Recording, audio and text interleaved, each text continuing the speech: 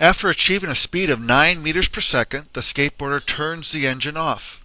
Friction of many sorts, friction with the road, friction with the air, slows the skateboarder to a speed of 5 meters per second within 5 seconds. What's the acceleration? Okay, so the skateboarder is slowing down. If acceleration slowing down is anything like the acceleration speeding up, I'm going to guess that we're going to get positive and negative as well here, depending upon the perspective. Let's see if that pattern continues. So, once again, observer A is on the side of the road where the skateboarder looks like he's going to the left. So we have -9 is the initial velocity, -5 is the final velocity. Observer B is on the other side of the road, so the skateboarder is going to the right in that perspective. And we have a +9 for the initial, +5 for the final velocity. For observer A, we end up with a positive 0.8 meters per second squared. For observer B, we end up with a negative 0.8 meters per second squared. So again, the positive and negative acceleration depends upon your perspective. In both cases, the skateboarder is slowing down. But here we have a positive acceleration. Here we have a negative acceleration. So what exactly do these positives and negatives mean? Well, looking at the sign of each acceleration and the direction of the initial velocity, what's the pattern? Going back here, we had a positive acceleration but a negative initial velocity. Here we had a negative acceleration and a positive initial velocity. That's when it was slowing down. Going back a little ways, when the skateboarder was speeding up, here we started off with a negative initial velocity and we had a negative acceleration. Here a positive initial velocity and a positive acceleration. In both cases, the skateboarder was speeding up. So what's the pattern here? Let's try to put it in words. If you're speeding up, then the acceleration and the initial velocity have the same signs. If the object is slowing down, then the acceleration and initial velocity have opposite signs. Another way of looking at this is line number 3. Look at the sign of each acceleration and the direction of the force that causes the acceleration. What's the pattern? The acceleration has the same sign as the force that causes it. Let's look at this in terms of a car. Here we have a car going down the road. And we have our coordinate system where positive is to the right. So the car's velocity is going to be a positive velocity. It's going to the right as well. If we have a force that causes the car to slow down, that would mean that the force is pushing to the left. That would be a negative direction for the force. And that would mean a negative acceleration. If we had a force pushing behind the car, that would make the car go faster and faster, speeding up. The force is going to the right, which is a positive direction, so that would be a positive force. So the acceleration would also be positive. If the car was going to the left, that would be a negative velocity. A force that makes this car go faster and faster would also be pushing to the left. That would be a negative force, and so we'd have a negative acceleration. A force that slows the car down would be pushing to the right in this case, and so we'd have a positive acceleration.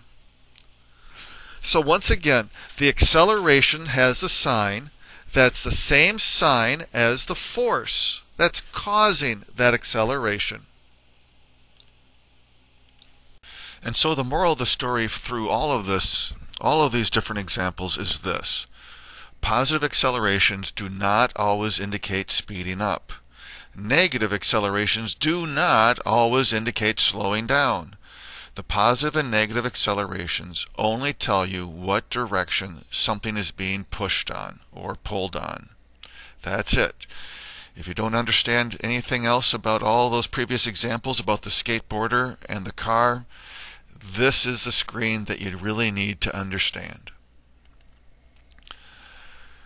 Number 14. A car is going positive 30 meters per second down the road. It accelerates at negative 2 meters per second squared. Is it getting faster or slower? Think about it for a second. Write down your answer. And it should be slower. Remember, when we say that it accelerates at negative 2 meters per second, that means that the velocity is changing by this number, negative 2, every second. So let's look at the times every second. It starts off at 30, and then after 1 second it changes by negative 2, and then it changes by negative 2 again, and negative 2, and so on. So it's slowing down. The speed is getting closer and closer to 0. Number 15. A car is going negative 30 meters per second down the road.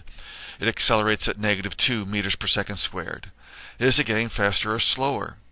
Think about it for a second. Write down your answer. In this case, it's getting faster. Once again, let's look at the speed every second. It starts off at negative 30. After 1 second, it changes by negative 2. And so it's going negative 32 meters per second. And then after another moment, it's going to change by another negative 2. It's going negative 34. This means it's going 34 meters per second to the left. After another second, it's going negative 36, or 36 meters per second to the left. It's going faster and faster to the left. Number 16. A car is going positive 30 meters per second down the road. It accelerates at positive 2 meters per second. Is it getting faster or slower? Think about it and write down your answer.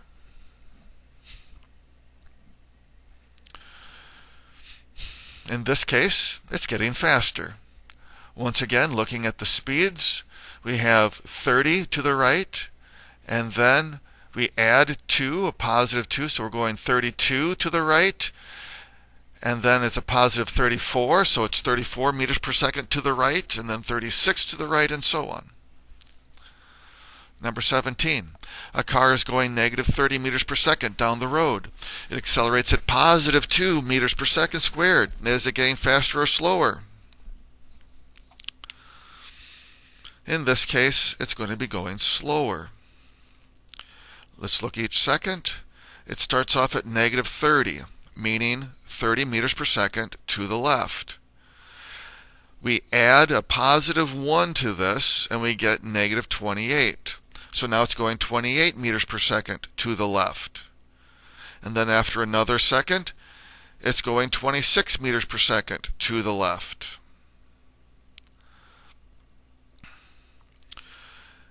If we just simply look at the signs, when the signs are opposite,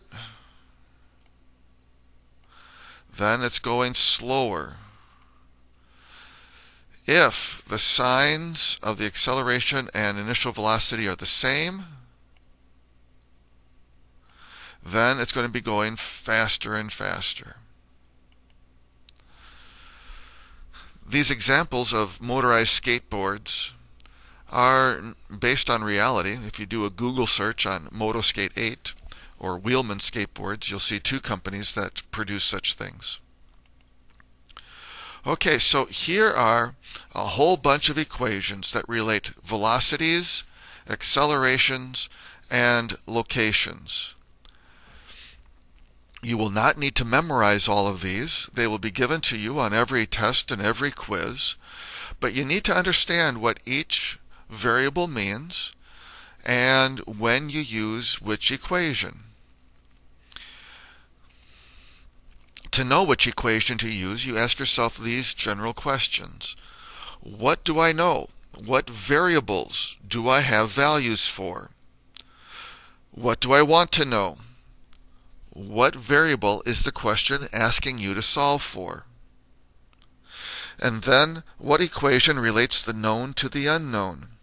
You need to have an equation that preferably has everything known in it except for the one variable that you're trying to solve for. So let's go through that process with this question.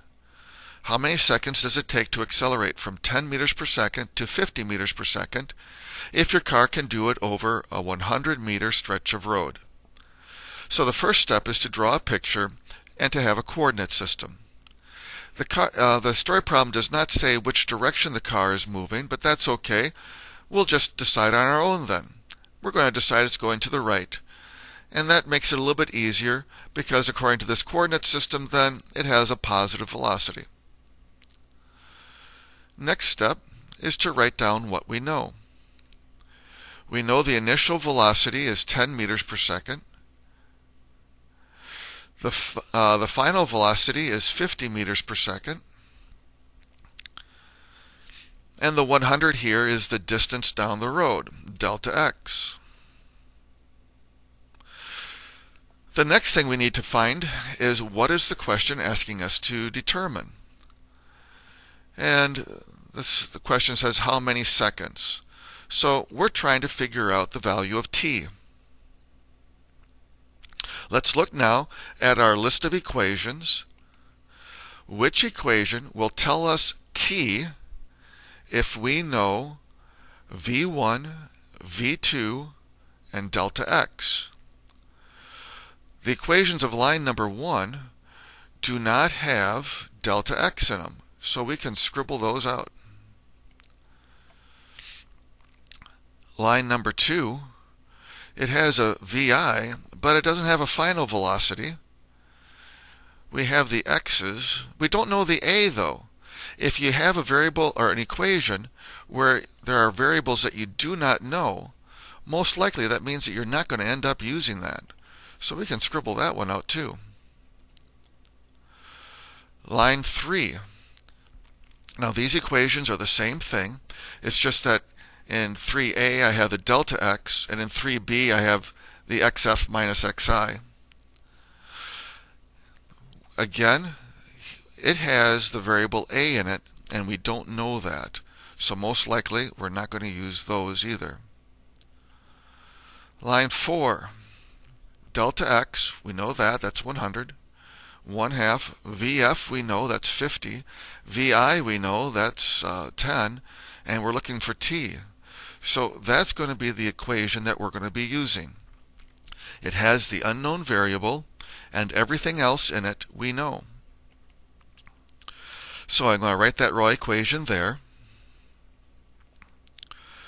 Before I substitute in my units, I have to make sure that all the units agree. We have meters, meters, and meters. That's good. Seconds and seconds. That's good. Next, we have to make sure that nothing needs to be turned into a negative. And everything here is moving to the right, which is positive, and so we're going to leave them the way they are and substitute them into the equation just like that. So the 100 goes in for the delta x, 50 for the v sub f, and 10 for the v sub I. Solve for t. So the first thing is to add the 50 and 10, and then multiply by 1/2, and then divide by 30 meters per second. So I get the number answer of 3.33, but what's the unit? We have meters divided by meters per second. Dividing by a fraction is the same thing as multiplying by the reciprocal, seconds over meters. And you can see that the meters are going to cancel out, leaving just plain old seconds. So our answer is 3.33 seconds. And that's a good unit for an answer of time. If we had come up with an answer of meters for time, we would know that something was really wrong. So that's the reason why we want to make sure to keep all of our units throughout the problem. Number 19, Ig and Og replaced the puny 43cc motors from their skateboard and replaced it with a 200 kilogram V8 engine. They now have an acceleration of 60 meters per second squared. Starting from rest, what would be their displacement when they achieve a velocity of 30 meters per second? So here's a picture, and we have a coordinate system. What do we know about this situation? Looking at the numbers, we see 43, 200, and 8. But I hope you realize from the context of the question that those are completely irrelevant. We don't need to have those at all. The first one that looks like it's really important here is the 60 meters per second squared, and that's an acceleration. So I label that A. The next number is 30 meters per second, and it says that it's a velocity. So we just have to discern that they are going to achieve this velocity, so that must mean that it's the final velocity. So I have that in the picture. Is there any other data in the story problem? We've gone through all the numbers, but there is one more piece of information. It says that the person is starting from rest. So that means that we can write down that the initial velocity is 0 meters per second. Okay, now we've written down everything that we know. What is the thing that the problem wants us to figure out? What do we want to know? And we're trying to find delta x. We're trying to find what would be their displacement. So looking at all of our equations, we know A, VF, VI. We want to know delta x. So which equation is going to work? The equations of line 1, those are all the equations we had from lessons 1 and 2. They're all saying basically the same thing. They're just written in different formats. But none of them have delta x. So we can scribble those out. Line number 2, we could figure delta x by subtracting these, but this only gives us vi, and we know vf. We don't know time. We don't know the time, so we cannot use this equation as it stands, so scribble that one out. Line number 3, we know vf, we know vi, we know a, and we want to find delta x. So this looks like it's the good one. It has what we want to know, and everything else in the equation we know. Now, if it doesn't cover everything that we know, if we knew something else, we can still use this equation to find delta x.